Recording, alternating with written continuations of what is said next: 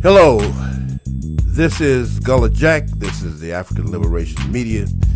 I have a special guest, Brother Ibrahim, speaking with us from Cleveland, Ohio.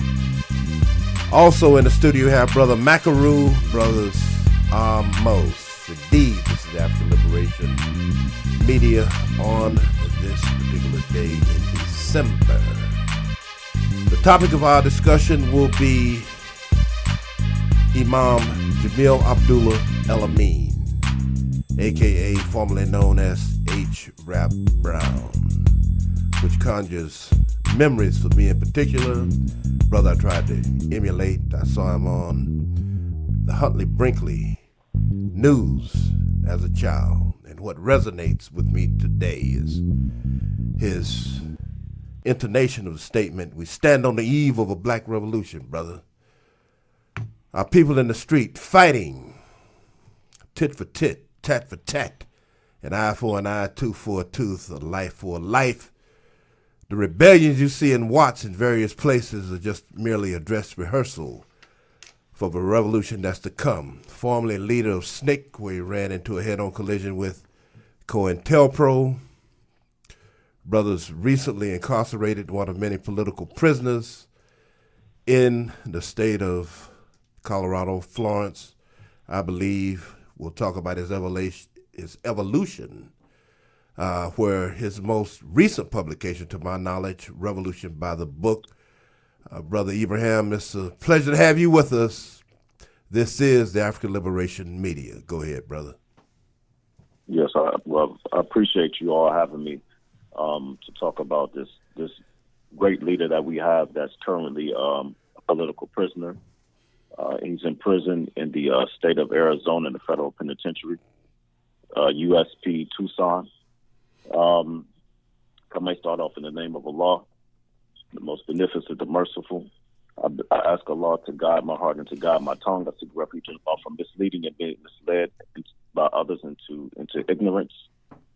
Now, in reference to Imam Jamil Al-Amin, formerly known as H. Rap Brown, as you mentioned, he was the chairman of SNCC.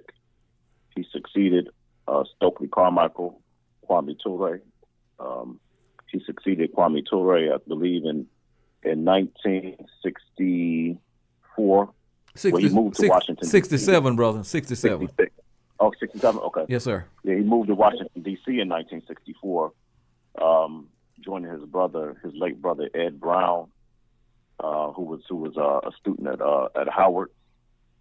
So once he moved to D.C., he became active with SNCC, and like I said, eventually he succeeded Kwame Ture, Stokely Carmichael, as the chairman of SNCC. And his evolution in terms of within the struggle, for liberation for our people, he was involved in the struggle early on.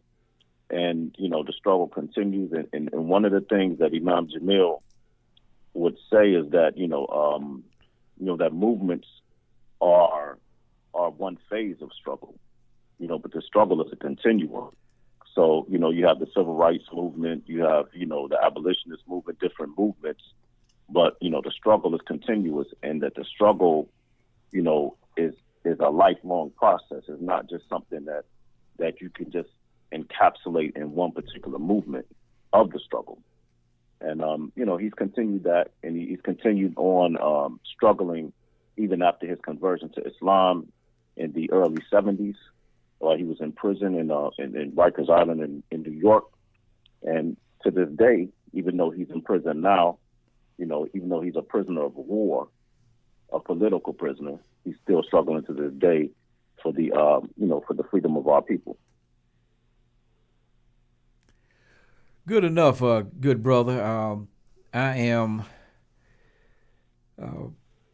probably, I'd say, 10 to 12 years younger than a lot of those brothers that were in SNCC. So they were critical to my development in terms of wanting to join the struggle.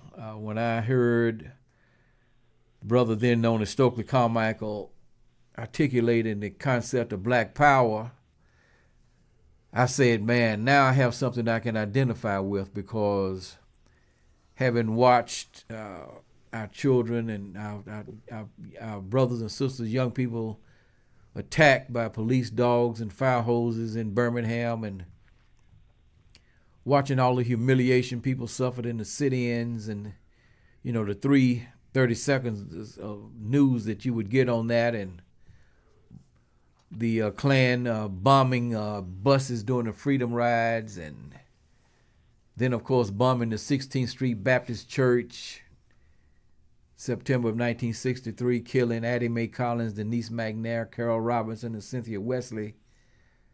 I just couldn't. I said, I can't identify with this whole idea of, turning the other cheek while you're being brutalized. That was just alien to me, and actually alien to my family. So when I heard Stokely, I said, now, man, I got something I can identify with. And of course, Stokely was followed by rap, and it just it was very inspiring to young Africans in America growing up at that time, to see people that were, like I say, 10, 12 years older than us, just seeing, I just said, man, I can't wait. I just can't wait to get involved in this. I remember we were sitting in a classroom, and we had this liberal white guy that was, I don't know if he's a social studies. I can't remember what he taught now, but he was playing this clip of sounds from the Civil Rights Movement, or which by then had become the Black Power, the Black Liberation Movement, and he played this clip with H. Rap Brown saying, "We built this country and we'll burn it down, honkies and all." And we kept telling him, play that again, play that again, play that again. And he was just laughing. But so yeah, I really started got into the brother. And by the time I got to school in Atlanta, SNCC had fallen apart, so I never got a chance to be part of that. But I did come under the tutelage of a lot of SNCC people, particularly Baba Mukasa, Willie Ricks, and Cleve Sellers. So. They were directly instrumental in developing my consciousness. One of the things that I remember was the incident that happened in Cambridge, Maryland, where the police tried to kill the imam in 1967, and then that led to charges against him. Even though they shot him, he wound up with charges. Right. And that led to a series of legal, battles, and then to the trial in Bel Air, Maryland, when Ralph Featherstone and Brother Shea Payne got killed in a bombing that many people believe was actually directed at Rap, because the theory was that thought he was in the car, and he went underground from there. Started the H. Rap Brown anti-dope campaign, and was captured in New York because he was cleaning up. You think about this. Here's the brothers driving drugs out of the community, and the police set a trap to arrest him. And then, of course, on the Attica.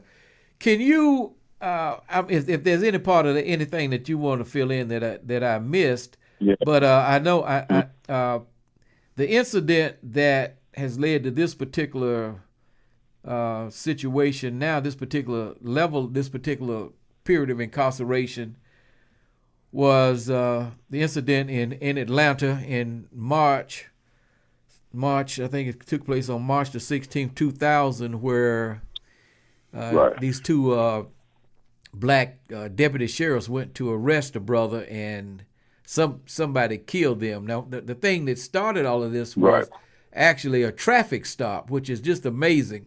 Yes. Once again, so could you you can fill in any part that I didn't get to, but start with that period of time right there, if you could. Right. Yeah. I was looking at Revolution by the book, and one correction that just says that he became the chairman of SNCC in May of 1967 at the age of 23.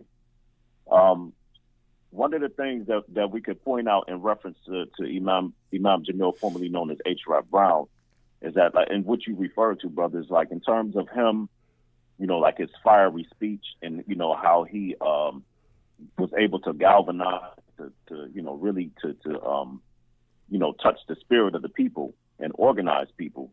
One of the things that was said that he had done because of his ability to communicate to the people was that, he helped break the spell of white supremacy in a lot of people. The way that when Stokely sent him to Alabama to organize the people, when he spoke to the people and the people felt what he was saying, then he was able to really kind of like demystify or destroy the myth or the myth of the God complex of white supremacy.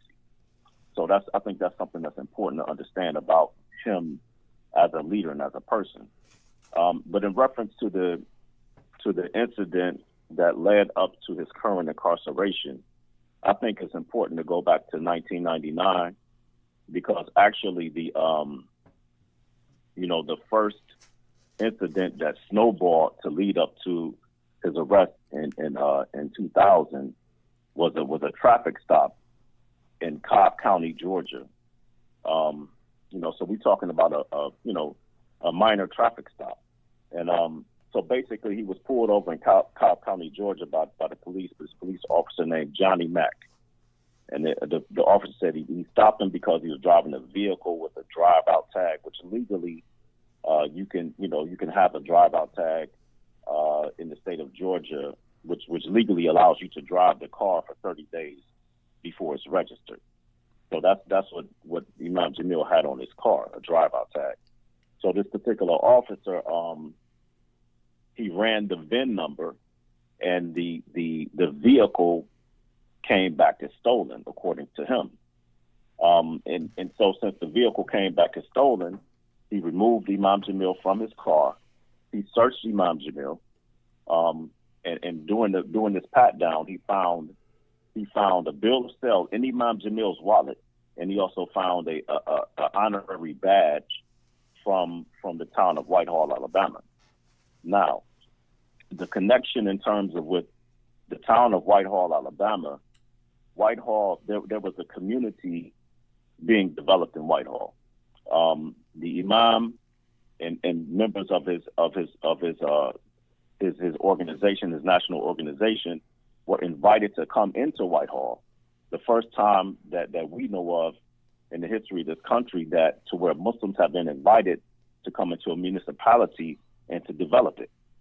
So he was invited to come into Whitehall in '99, and in fact, many of us went down at that time to see what was going on. Basically, he called a national meeting, so we all went to Whitehall. And I could refer anybody to the if you go to YouTube and look up Journey to Whitehall, you can hear the speech that Imam Jamil gave when we were there in Whitehall in '99. Okay, it's very relevant. Can you just stop right there? Just to Sure. Whitehall is in Lowndes County. Is that? Yes, sir. Yes, in Lowndes County, Alabama. Right, and the imam, when during his days as an organizer in SNCC, had worked in Lowndes County. So the people there were already very very familiar with him. So it stands to reason that they would invite him back. But right. One thing that we kind of skipped over was when he got out of Attica and and he settled in Atlanta in the West End. Yes. He began to economically develop that community. Absolutely. Can you just talk about that period of time where he was doing that kind of community work, cleaning up the community, Right. economically developing that community? Yeah, absolutely. Yes, he settled in the West End of Atlanta, like you said, after being released from prison in New York. And in the West End of Atlanta at that time, it had a very bad reputation for the drugs, the crime, all these things that were going to abandoned houses in the West End, everything. So basically, when he relocated to Atlanta and began to develop a community there, he began to develop this community of Muslims in particular there. He was chosen to be the leader of this particular community. So essentially, what they began to do was patrol the streets, and which basically, like you referred to earlier in New York, doing drug patrols and things like that, trying to drive the drugs out of the community. Because if you have a sick community and people are being led by, their vices and things of this nature, then you can't, there's nothing that you can develop from that. So obviously, with his understanding of movement and struggle from his history, he knew that he had to clean up this particular area in order to make it fertile for the people to be able to develop, and to ultimately, lead to liberation. So in terms of what they did in Atlanta, they cleaned up the area. There was, prostitution and everything on it. So the things that were going on at that time, basically he cleaned it up, and he was a leader within the community, not only for the Muslims, but for the non-Muslims in the community as well. Everyone, the elderly, felt safe. When previous to him being there, in the community being there and doing what they did not feel safe. People wouldn't come out on their porch, wouldn't, walk down the street, because it was just that type of environment that was dangerous if you weren't involved in some type of illicit activity.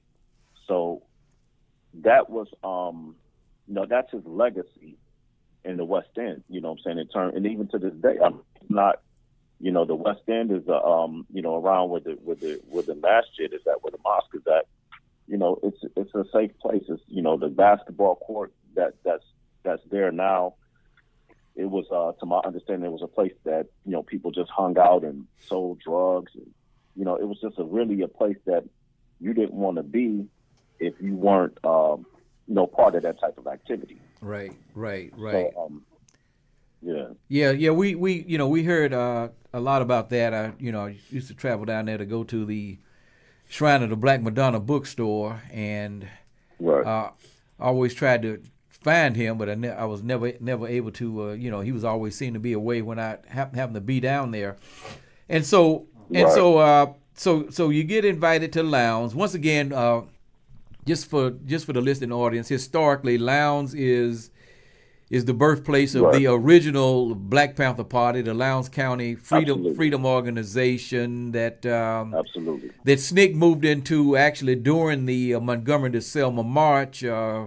Stokely and a lot of other brothers down there decided, look, man, this march is, we know what it's going to result in. So let's try to get some real power, coming out of the betrayal of the Mississippi Freedom Democrat Party. They went in and set up the Lowndes County Freedom Organization, and they chose this symbol, which you had to have a symbol to be on the ballot, and they chose the Black Panther to be their symbol. Yes. So brother Imam Jamil was working on there as part of that. So, all right, so you can go ahead from there, from the Whitehall thing, because like you said, he did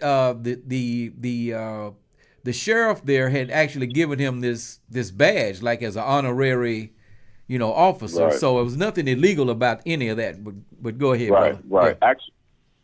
Yeah. Actually, he was deputized by the mayor of Whitehall. Okay. He's the former mayor now, but his name was John Jackson. That's who Imam Jamil received the badge from. Right. So after being arrested, even though he like I said, the bill of sale for the car was found, and he was arrested. He was arrested for driving a stolen car, driving with expired insurance, impersonating a police officer. So after his arrest in 1999, the mayor of Whitehall, Alabama, contacted the officials in Georgia saying, "No, that's a legitimate badge.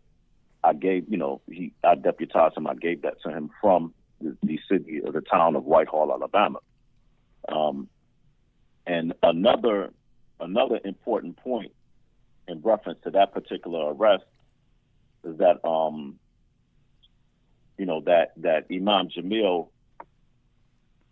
that the officer that arrested him said that he did part of checking people with drive-out tags was part of his routine traffic stop. But because of the Freedom of Information Act request that Imam Jamil's wife received, Sister Ibrahim Al-Amin, because she had did this Freedom of Information request, and when you look through the particular files that the FBI have, first of all, they have 44,000 pages of files on Imam Jamil Al-Amin. 44,000 pages of files on this one particular man.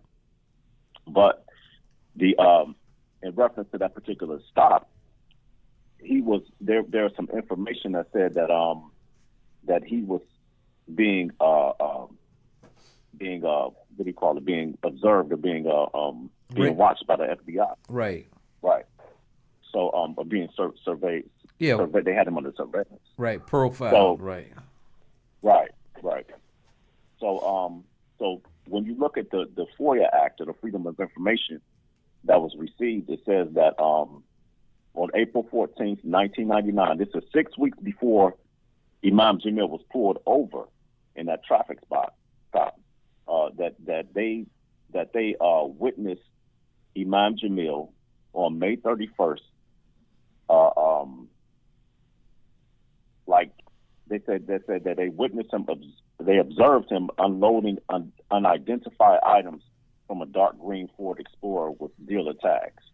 So what that leads us to believe is that, for one, that the traffic stop was not random, that it was targeted.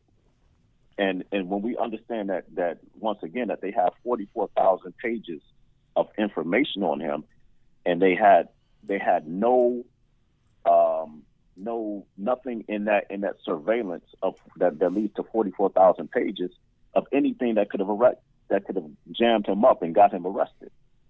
You know what I'm saying? So all of a sudden, you got 44,000 pages of information on him, but you can stop him for a minor traffic infraction, which turned out not to be an infraction, and arrest him and snowball into a shootout with two sheriff's deputies. You know, it just doesn't make sense. It doesn't add up. And plus, what Imam Jamil had going on, and what, in terms of the entire community that he was in charge of, he was in charge of, I think, 35 Muslim masjids across the country, including one in Trinidad, in the Caribbean. So we have to look at all this, and then the Whitehall Project. So Imam Jamil had a lot going on, a lot to lose over a minor traffic stop. It doesn't make sense. It just doesn't add up. No, it makes no sense. And after they got him on these other charges, the judge threw out the traffic stop. It was thrown out. Absolutely, that's right. It was because it was a legal stop. It basically violated his I can't remember which particular amendment, but it violated one of the amendments. Yeah, the fourth amendment, the illegal search and seizure, right? Yeah, Fourth Amendment. That's right, Fourth Amendment, illegal search and seizure, exactly. So it violated that, so they threw it out, obviously, but after the damage was already done. Right. Yeah. So we can begin to see that the game that was going on, and how it was all contrived from the beginning anyway. Yeah. One of the things that got me, I mean, obviously I'm reading this story from a distance, but one of the things that always stuck out in my mind about the incident where the two black deputies were shot is that here you have, okay, I didn't know about the 44,000. I mean, I knew that he had been on the, at least officially, the first when J. Edgar Hoover first released his black nationalist hate group thing on August 25th, 1967, and identified people and organizations. Rap was one of the first. Was one of the people that he identified. That Hoover, J. Edgar by day, Mary by night. Hoover identified him as as a as a threat in August of 1967. The Black Panther Party was not even on this list, but Rapp and Stokely and Dr. King was on the list. But here's the thing that got me, that just stuck out like a sore thumb to me. Here you have this really, really, really high profile person, that suspect, or I guess they were going out to serve a warrant because they said he failed to appear in court for the traffic ticket. And they send the officers out there at night. I mean, you could arrest this guy anytime. It was, to me, it was almost like they were setting those officers up. But can you go ahead and give me the perspective of the Amal, the network there, Imam Jamil Action Network? Can you give me your perspective on what happened there? All right, like you said, so after he missed the court date for the traffic hearing, and Imam Jamil, the reason why he missed it, because it had been rescheduled because that particular day there happened to be an ice storm in Atlanta, and we know, especially in the South, I mean, people up here don't know it, but when there's snow and the ice storms and stuff like that in the South, y'all shut down like everything. Yeah, we're paralyzed. Yeah, right, absolutely, yeah. So basically there was an ice storm that particular day, so it was canceled, rescheduled.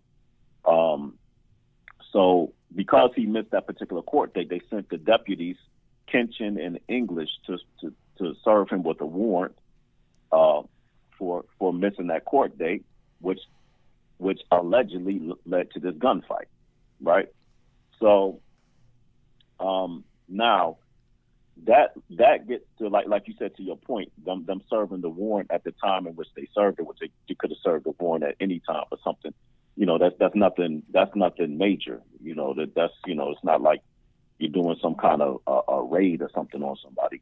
But now once this gunfight went down,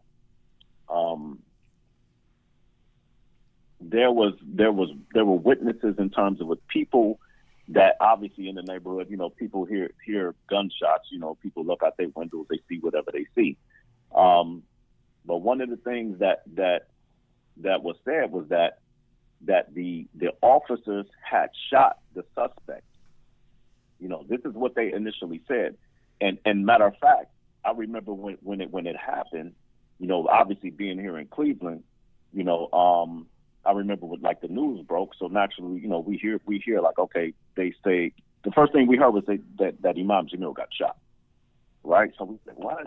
So we run and people looking on television or whatnot to see what's going on. And I remember distinctly the report, and I think I was looking at CNN at the time, and it said that they had shot the suspect. So we naturally up here in the different places in the country, it was in our minds that we thinking that, man, Imam Jamil got shot, whether or not it's going to lead to his death or whatnot. That was our initial thought, because it was reported on the news even, because they made this statement in saying that they had shot the suspect. So obviously, moving forward, they said they shot this person. There were multiple 911 calls made from the shooting scene that identified a man bleeding on the corner begging for a ride, right? So, this particular person that they shot was bleeding on the corner begging for a ride, what have you. Another discrepancy was that the officer, the surviving officer, which I believe was Officer English, said that the man had, he looked dead into his eyes and the man had gray eyes. Imam Jamil does not have gray eyes. It's very, clear to distinct between gray eyes and brown eyes. Imam Jamil does not have gray eyes. So they said that the person was of average height and of average build. Imam Jamil is 6'5". He's 6'5", and there's no distinction there's no guessing game as to whether Imam Jamil is tall. If you see him, you've seen him in person. He's a tall person. He's tall and slender. There's no mistaking that whether or not he is of average height and of average build. And so that was another major discrepancy. Now, moving now let me backtrack just a little bit, because this all happened. Okay, I went over the first traffic stop in '99. Now, and we went over the part in reference to him missing the court date, and leading up to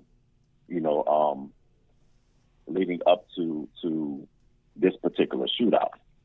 And so now this shootout took place the night before a Muslim holiday.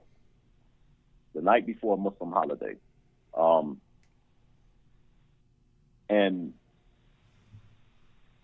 the night before that particular holiday, Imam Jamil was in, he went to Whitehall, because again, we had the community being developed in Whitehall. He went to Whitehall for the Eid, for the particular holiday. So again, that's another major discrepancy. And then there's a person that actually confessed. There's a person named Otis Jackson who confessed to being the person, and this person is he's in the federal penitentiary today for something unrelated, but they won't allow his confession to be used on Imam Jamil's behalf. So this person has actually confessed, and he fits the description. He has gray eyes, and he's 5'8", 170 pounds. He's of average height and of average build, and this person has confessed. He's confessed to the murder of that particular sheriff's deputy and the shootout with them, and he was also wounded, and he has the wounds to show that he was shot during that altercation, but they won't accept his confession, because obviously they want to keep Imam Jamil locked up and they want to keep him silent. So basically, that's where we're at right now. Okay, well, hold on. Let's go. Okay, so after the shooting occurred, yes, the imam left Atlanta and went to Alabama, because that's where he was actually captured. And so the story was that he had shot these officers and he fled the scene. Okay, all right, now I'm listening to the story as it's being told, and I'm saying, well, first of all, if this was, say, a botched assassination attempt on the imam, right. And here's a man who the police and our enemies have tried to kill on a number of occasions, right? He was shot in Cambridge, he was shot in New York. So, and Absolutely. they blew up the car and killed his friends, Ralph Featherstone, a courageous brother in SNCC, Ralph Featherstone. He used to shoot back at the Klan. When the Klan would ride by shooting, he would shoot back at them. Just a dynamic brother, Ralph Featherstone. They killed his friends. So if someone was trying to kill him, who wouldn't flee? I mean, who wouldn't who wouldn't get there? But can you deal with the capture there, and then the trial, which there were state charges, and how he wound up in federal prison from the state. Can you just deal with that part of it? Okay. Now, in reference to Imam Jamil being caught in Whitehall, being captured in Whitehall, to my understanding, like even when the actual shootout happened, Imam Jamil was already in Whitehall, Alabama. Oh, okay. He was already there. Okay. You see what I'm saying? All right. So now, and like what you alluded to earlier, the servant of the warrant at night, the whole scripted setup in order, to ultimately get to a point to where they could justify his assassination. Right. Now, moving to Whitehall. So I believe there's the FBI. Yeah, the FBI moved in on him in Whitehall, they claimed that they had a shootout between them and Imam Jamil, right? So, long story short, basically they captured Imam Jamil. The officer, the FBI agent admitted to spitting on and kicking Imam Jamil, after he was handcuffed, right? The agent's name is Campbell. I think Ron Campbell is his name. So they captured Imam Jamil, and they claim they found these weapons that they say that Imam Jamil fired upon them with. There were no fingerprints on the weapons. There was no gunpowder residue on Imam Jamil. Because if he had a shootout with the FBI agents, that means he would have had to wipe his fingerprints off the weapon and some kind of way shower and change his clothes or whatever he would have to do in order to remove the gunpowder residue from the shootout that he just happened to have, to where he was captured right, after that shootout. So he was captured in Whitehall, and the confession, I want to go back to that for 1 second, because the confession from Otis Jackson came in 2007. I just want to make that clear, make that point. Okay, so he's captured in Whitehall, Alabama. The crime that he was obviously that he's incarcerated for is the crime of having to shoot out with the two sheriff's deputies. One of them died due to the shootout, and so he was charged with a state crime. He was originally sent after the trial. I believe the trial lasted a total of 2 months. There was only 5 hours of deliberation, and he received a guilty. The jury came back with a guilty verdict after 5 hours of deliberation, and so he was obviously sentenced to life in prison. They spared him the death penalty and sentenced him to life in prison. So originally he was in Reedsville, Georgia, in the state penitentiary. Now, while he was in Reedsville, Georgia, because of his stature in terms of as a leader in the struggle, throughout his life, and and especially in the South, people in the prison, many of the people in prison and many of the Muslims in prison gravitated towards him. Now, some of them have requested that he be a liaison between the Muslim prison population and the administration. So he accepted that role. But basically what ended up happening is that the prison officials did not want him in any type of leadership capacity. So they told him, you have to, any leadership that you've been given, you have to step away from, you have to step down.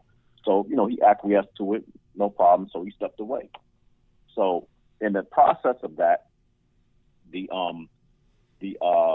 Georgia, I think it was they have an intelligence unit within the prison that determined he was trying to radicalize the Muslim inmate population. So they gave this information to the FBI. So the FBI gets this information, and once they received this information, they came up with some type of report. And basically, what they did was they secretly, without his lawyers and without his family knowing, they moved him from Reedsville, Georgia, to Florence, Colorado, in the Supermax. That was his first move. Now, anybody that knows anything about the Supermax, ADX in Florence, Colorado, it's basically it's like an underground prison is basically what it is. So he was moved from Reedsville, Georgia, to Florence, Colorado, and when he was in Florence, Colorado, he was 23-hour lockdown in an underground cell in solitary confinement. He was in that position for 7 years, right? So once again, so you have a man who was, and this is unprecedented, at least as far as I know. Anyone that's dealing with a crime on state charges is being housed in a federal penitentiary. You know what I'm saying? It's like, and basically, the state of Georgia pays the feds to keep him in the federal penitentiary. Right. You know, that's I've never heard of anything like that in my life. I don't, you know, maybe there's other cases. I don't know, but it's definitely not regular. Right. Well, one of the political excuses, or whatever you want to call it, was that this move took place during the climate of 9/11 and the Patriot Act. Yep. And all of this, Islamophobia, and that the imam being, first of all, a black revolutionary, number one, right. then being an imam in the Muslim religion, then he represented, I guess, in their minds, the ultimate threat. So I read one of the articles I read said that was the excuse that they use for this move, this unprecedented move for a person that's, convicted on state charges in a state prison, and suddenly they sent him to I guess you would call the most secure federal facility in the entire country. Larry Hoover is there from the Black Disciples. Yeah. Jeff Ford is there. So I mean, it's that kind. It's that kind of place. And then he goes there, and like you said, they put him in solitary because once again, nobody wants this brother to have any kind of communication or anything with anyone because of his stature. He's revered as a black revolutionary. So, that became part of it. So you had the 7 years there, and I put an article up on my blog because he and Mumia both came down with some pretty serious life-threatening illnesses. I think I called it death by medical neglect. In fact, they had moved him at one time to they have a medical facility here at a federal prison in North Carolina. So he was moved here one time because he wasn't getting the treatment. Basically, they would just like for these brothers to just die out, or either if they can't give them something to enhance that process. But one of the things is that Mumia is able to produce radio programs. They don't, correct me if I'm wrong, but they don't allow any outside communication. I mean, is Sister Karima, is she able to visit and talk to him? Or I mean, how does that process work? And then I want you to tell us what the network is doing and how our audience, our listening audience, can assist you. So if you could deal with that. Okay. Right. Yeah. He now that he's not in Florence. So he was moved to Florence in June of 2006 from Reedsville to Florence. Now he had like you mentioned, originally he had an abscess, which was caused his jaw to swell. So, his pussing and swelling and things like that. So, which basically was the beginning sign of his health problems. So eventually he was moved from Florence to Butner Medical Facility there in North Carolina.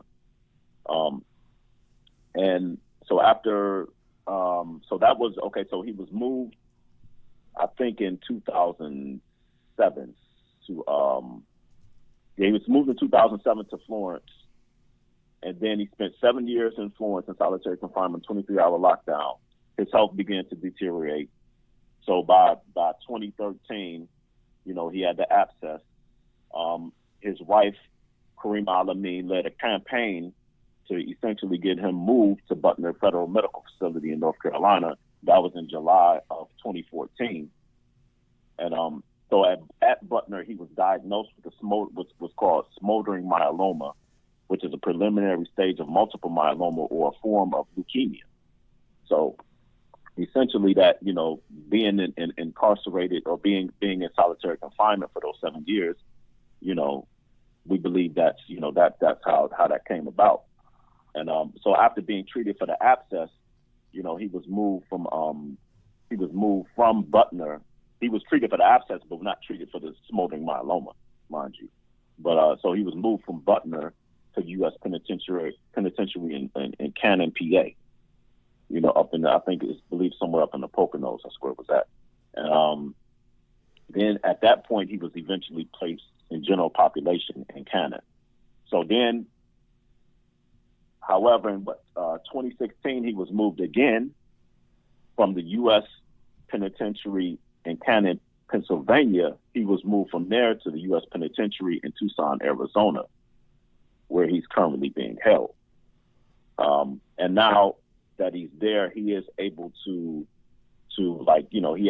there's certain people on his visitation list. Obviously his wife being one, so his wife can visit him. But again, they moved him. It was a request that he was moved closer to his family and to his lawyers, but obviously they moved him all the way to Arizona.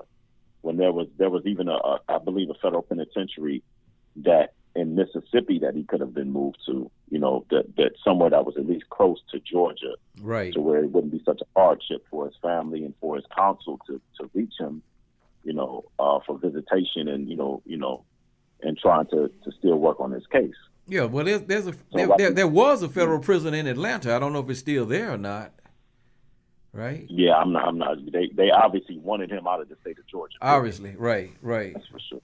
Yeah, wasn't Garvey in? I think they sent Garvey to Atlanta, I believe. That's correct. Yeah. Go ahead, Brother Ibrahim. Go ahead.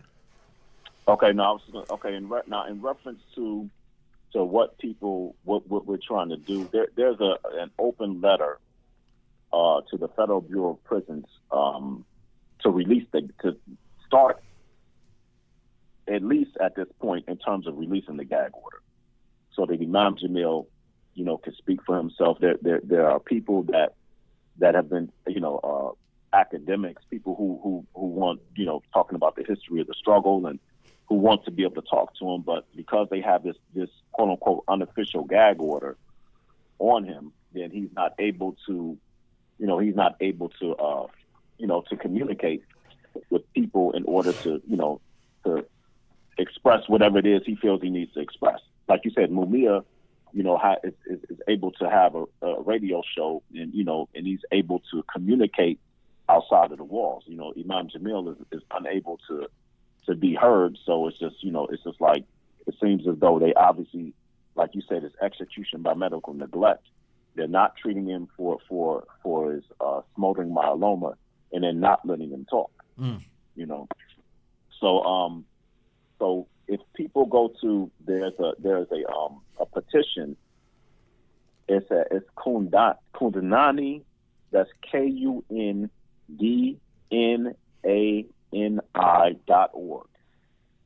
Spell that again, brother.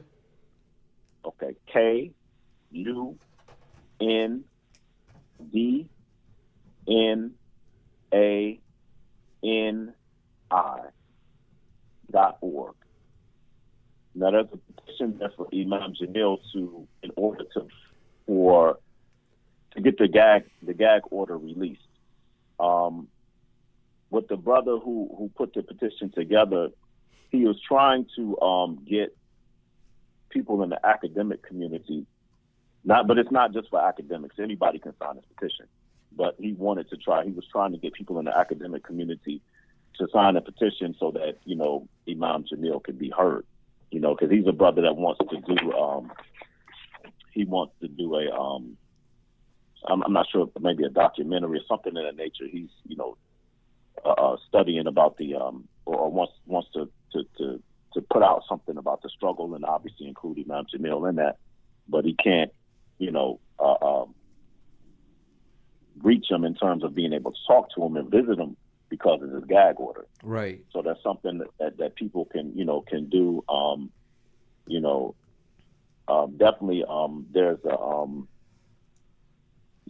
a justice fund that Imam Jamil's wife, Sister Karima, has. It's just to help with the legal aspect of it in terms of the cost. If anyone, and I believe that's a 501. I don't have the information in front of me, but that's a 501c3. If people want to give to that, giving that way, definitely. But definitely the things that people can do at the very least, they can write Imam Jamil. His address is on the Justice Fund. You can also go to, if anyone is on Facebook, they can go to the Imam Jamil Action Network Facebook page. The address to where he's being incarcerated at, where he's being held at, is on there. And that's in USP Tucson. He's incarcerated in Tucson, Arizona. But if people would like to write him or to send him get well cards, anything like that to keep his spirits up, and every time that anyone does contact him or talk to him, he's in great spirits. He's a strong brother. A lot of times, in a lot of ways, he's a lot freer than many of us who are not behind those walls. Right. That's just a testament to his character, and that's something that he, obviously a way that he's always been. And so that's just something that for people to to definitely to keep him in their thoughts and prayers, and to constantly to raise his name. And a lot of people don't know that Imam Jamil Al-Amin is H. Rap Brown. A lot of people, some people who even know about H. Rap Brown, you admit they're like, I thought he was dead. I'm saying? No, he's alive. And he's still struggling. He's been struggling on behalf of our people. For a long time now. He's one of the very few people, at least the nationally known people who are still alive, right now. I'm not sure about many others that I can think of. I'm saying in reference to those who had some national notoriety. I can't really think of anybody other than him that are still even living today. So, anything that people can do there's nothing that's too small. Like I said, you can write them, you can, sign the petitions, just put information out, share information. We're just trying to keep his name out there so people know, that this brother's still locked up. Exactly. And that's why we wanted to have you on. There were two brothers, I think a brother and a sister came through. They met a good friend of ours, brother TX Green, and this is how we made this contact then with brother Roger, and that's how we got in contact with you. So we do want to get that information out there, and what we will do is once we publish this, when we get it published, we'll send that information to you and brother Roger. And what you can do is on our podcast page, it has a place for comments. And what you can do, brother Ibrahim, is you can go on there.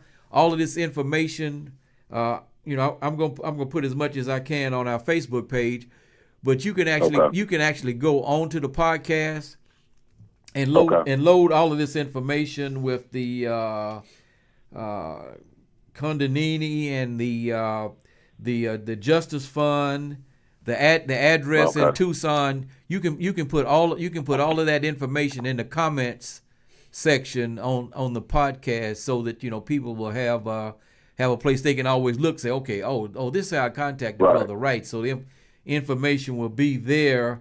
The brother is he 75 now? I'm trying to remember. Is he 70? Yeah, he's 75 years old. Okay, yeah. All right. So, that's good. Jack, you got anything, brother? Quick question, brother. What kind of materials does Brother Al-Amin have access to that we can directly send to him? And the reason I'm asking, I'm thinking in terms of financial resources.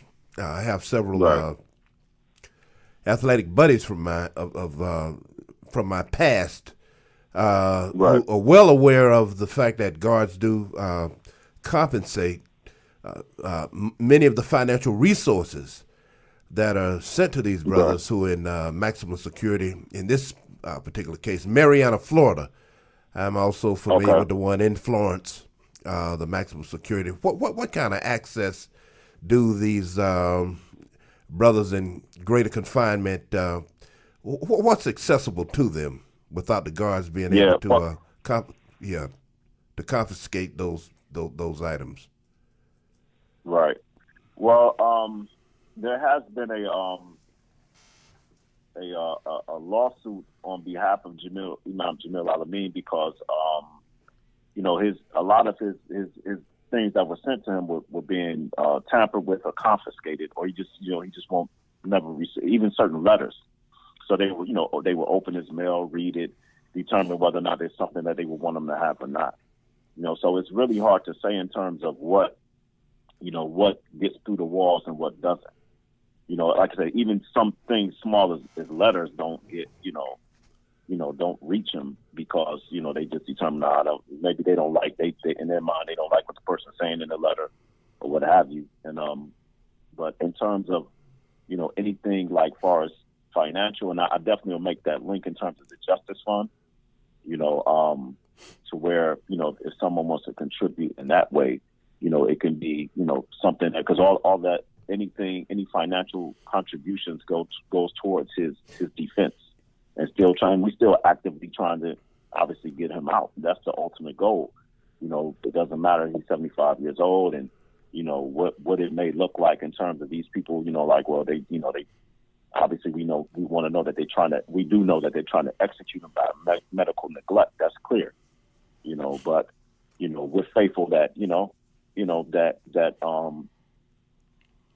that one day he'll get out, and if it's that's not what's written, then we know that we have to keep this brother's name alive and pass it on to the people coming behind us, so they can know that this is our continuation of the struggle, and so anything that anybody would like to give, like I said, I'll make that link. Thank you. So we can do that. Well, I'm definitely appreciative of Brother Al-Amin, H. Rap Brown at the time, his analysis of the power to define. He gave a speech out in Oakland, California, many years ago, Black Panther rally. He talked about money can be changed to, currency can be changed to include rocks, based on one's ability to define.